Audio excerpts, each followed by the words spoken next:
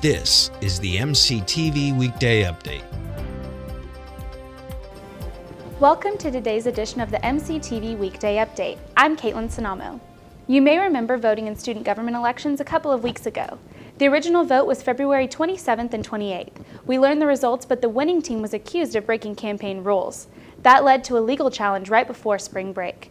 Political reporter Anthony Hall has been covering this from the beginning and joins us live from the news desk with all the details. Anthony?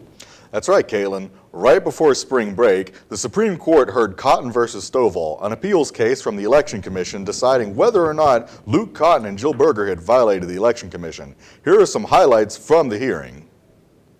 The court is now sitting. The Honorable Chief Justice Ralston Lane Royal presiding. God save Texas Tech University and this honorable court. You may be seated. After the justices explained the hearing, Cotton's representative Sean Buckley offered his arguments to the court, one of which was that the result of the election was not determined by a single mass email. And unfortunately for those members, the gap was too large and their bridge was too short. A large portion of the hearing was devoted to finding out whether or not the Election Commission had overstepped its bounds in disqualifying Cotton and Jill Berger from their elected seats in SGA, and Stovall's representatives John Roddy Pace and Will Eccles claimed it did not. In order to prevent forgiving violations, we believe that it is the court's job to read between the lines here and impose or to affirm the Election Commission's decision to impose a consequence for this violation. The court itself also participated in the arguments with their own information. Assuming every single person in that complex voted for Bridge the Gap, Luke still wins. The question of whether or not the commission created fault is a procedural one. Did the commission neglecting its duties make their own judgment invalid, or did they have the power all along? And I would like to point the court back to 4.16. The Election Commission may promulgate rules and regulations to the extent necessary. We were looking for language that gives the right to change the rules, and this is that language that does so. Buckley, in his rebuttal argument, disagreed and repeated his claims. The commission improperly considered hearsay evidence.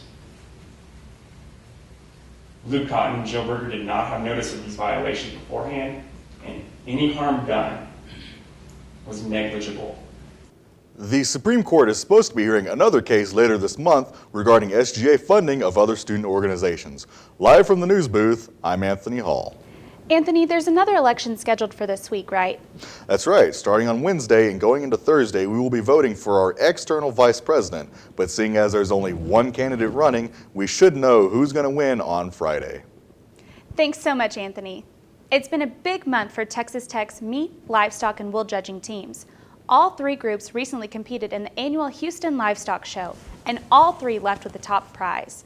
The meat judging team took first place on March 3rd for the 9th time in a row. Last week, the livestock and wool judging teams also took first place. This is only the second time in school history for the Tech teams to sweep all three categories since 2008. The Houston Show is the last competition for wool judging team until next fall, but the livestock and meat judging teams have several competitions over the summer. Hey, did you know Lubbock was one of the best towns for college students? That's not just our opinion, it's official. The American Institute for Economic Research ranked Lubbock the 11th best small metro area in the country. The institute looks at academics, quality of life, and professional opportunities. Lubbock has a low unemployment and a low cost of living, and of course, Texas Tech.